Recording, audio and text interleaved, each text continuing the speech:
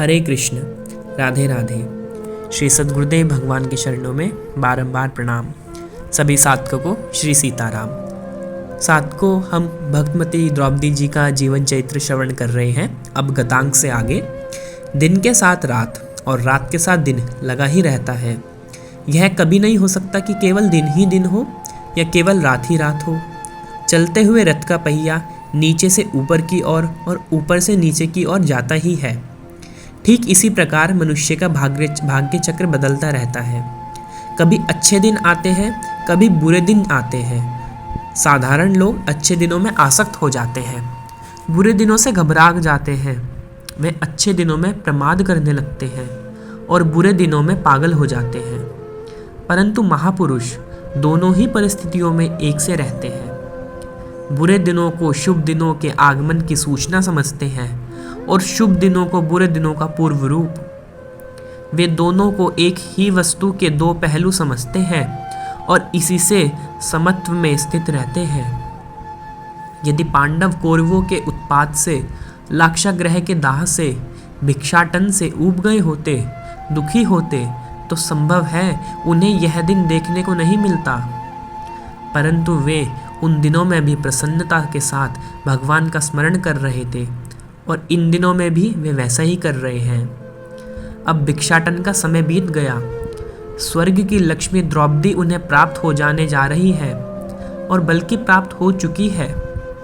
केवल स्वर्ग की लक्ष्मी द्रौपदी ही नहीं, उन्हें पृथ्वी की साम्राज्य लक्ष्मी भी प्राप्त होगी।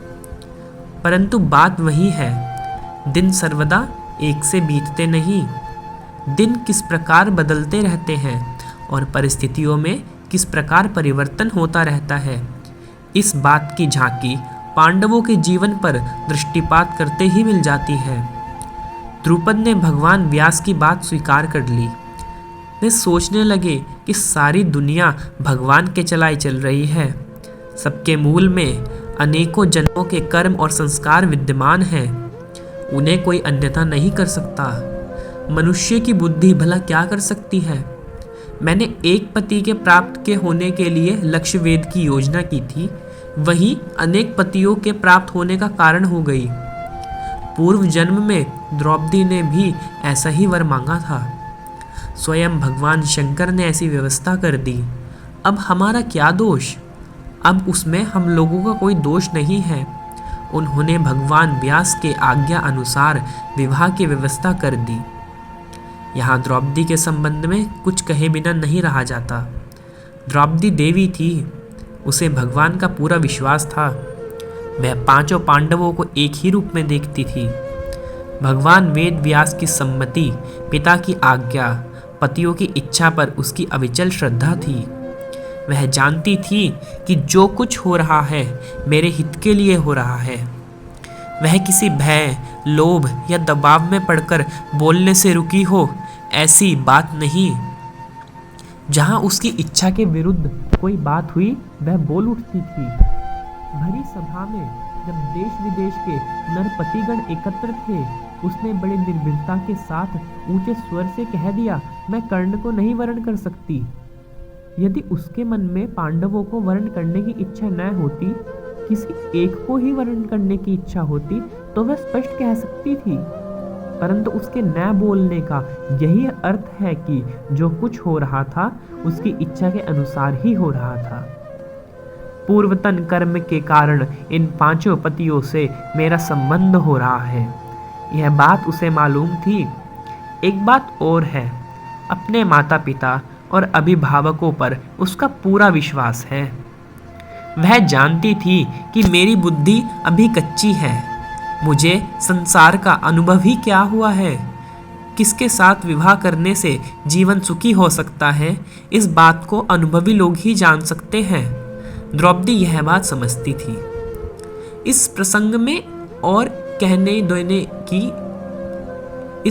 में एक बात और कहने देने का जी चाहता है।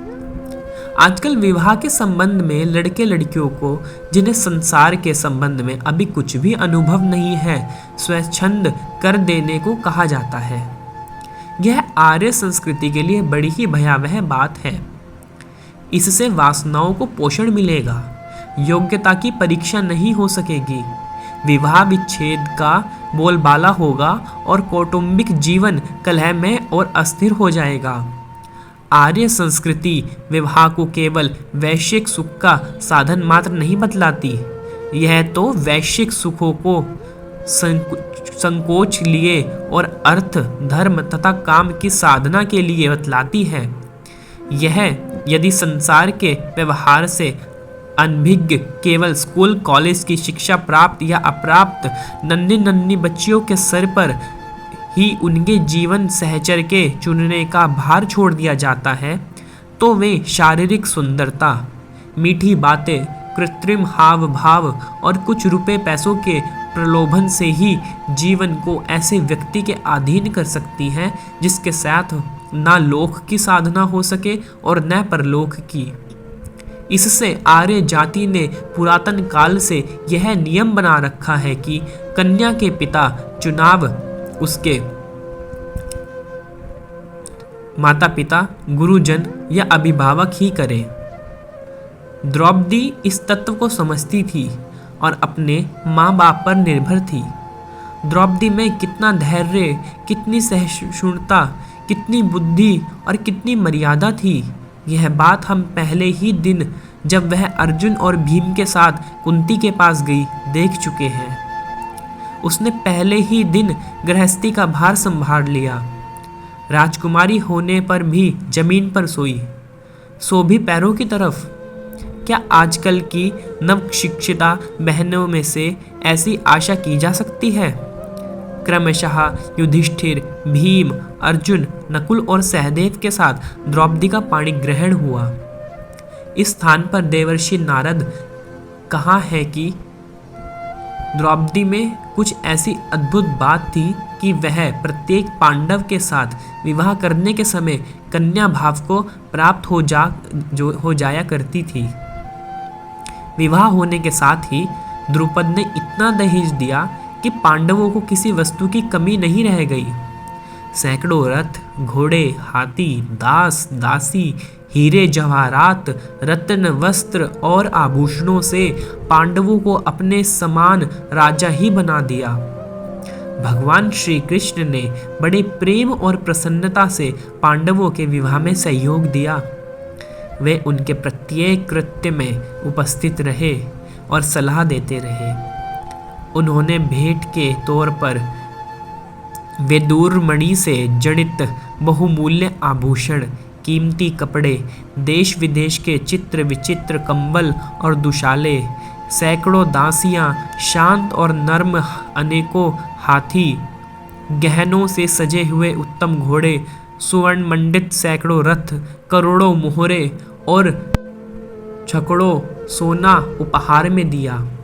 धर्मराज युधिष्ठिर ने आवश्यकता और इच्छा न होने पर भी श्री कृष्ण की प्रसन्नता के लिए सब स्वीकार कर लिया। आज का प्रसंग यहीं तक। तब तक के लिए हरे कृष्ण, राधे राधे।